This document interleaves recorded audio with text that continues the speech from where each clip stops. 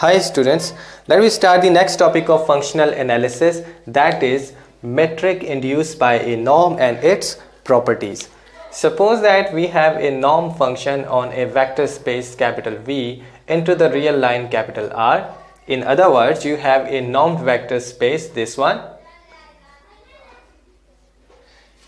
Then by using this norm, you can obtain a metric that is given by d of u and v is equal to norm of u minus v, where the vectors u and v belong to the normed vector space capital V to which you are applying this norm.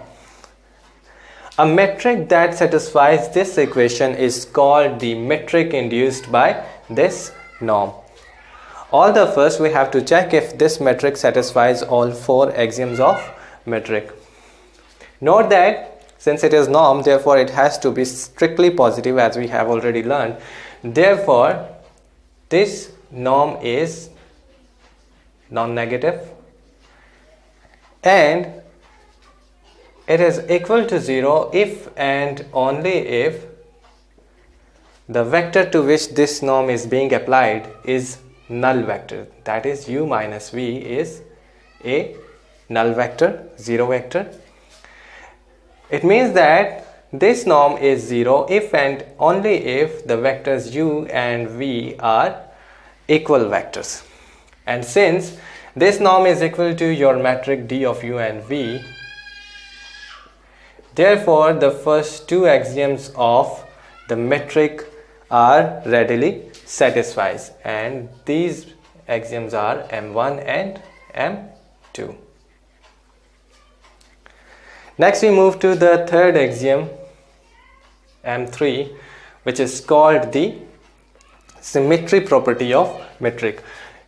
Since d of u and v is equal to norm of u minus v,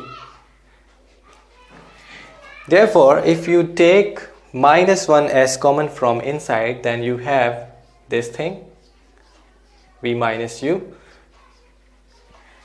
And then by applying the homogeneity property of norm, we get the absolute value of -1 times the norm of v minus u. Here you will have to mention that we have applied the homogeneity property of norm here.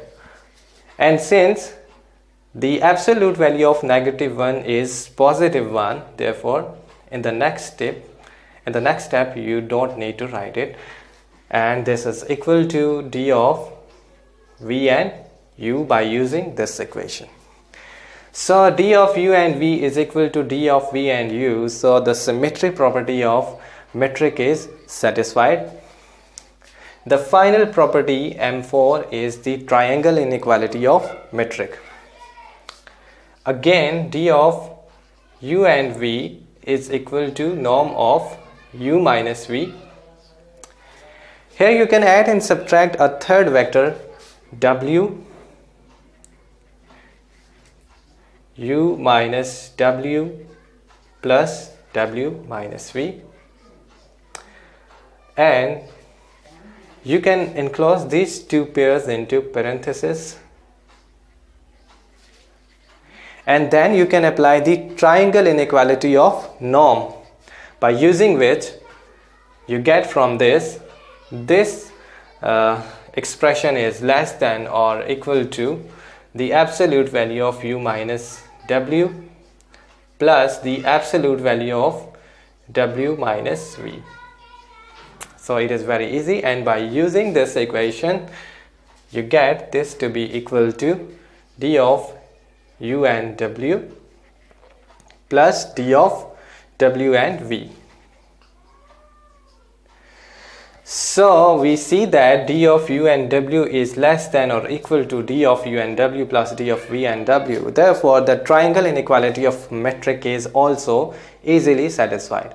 We see that all four axioms of metric are satisfied. Therefore, this metric is actually a metric. So it was very easily and readily seen that the metric induced by a norm is a metric. Now we state and prove an important property of the metric induced by a norm. But before stating that lemma in which we will discuss the properties of such a metric, let me remark that every norm induces a metric, but not every metric can be obtained from a norm. This is very important property of the metrics induced by a norm, and a counterexample of this statement will be given later in the closing of this lecture. Let me state the property which is called the translation invariance of the metric induced by a norm. Okay, and we will write this property into a lemma. Let me call it lemma number 1. This lemma states that the metric induced by a norm satisfies two properties. The number 1 is d of u plus w, v plus w is equal to d of u and w, where u, v and w, they belong to the vector space capital V under discussion. This property is called the translation invariance, as we see directly from here. And the second property is d of alpha u, alpha v is equal to absolute value of alpha times d of u and v. Okay, where alpha is a scalar belonging to the field of this vector space capital V. So a counterexample of the metric which cannot be obtained from a norm is the metric on the space small s. This space was discussed in the previous chapter. This is the space of complex sequences which may be bounded or unbounded. So this is the space of odd complex numbers, and a metric on such a space can be given by d of u and v is equal to 1 by 2j, the summation varying from j equal to 1 to infinity, absolute value of xij minus eta j divided with 1 plus absolute value of xij minus eta j. Okay, where u is equal to the sequence xij, j varying from 1 to infinity, and v is also a complex sequence eta j.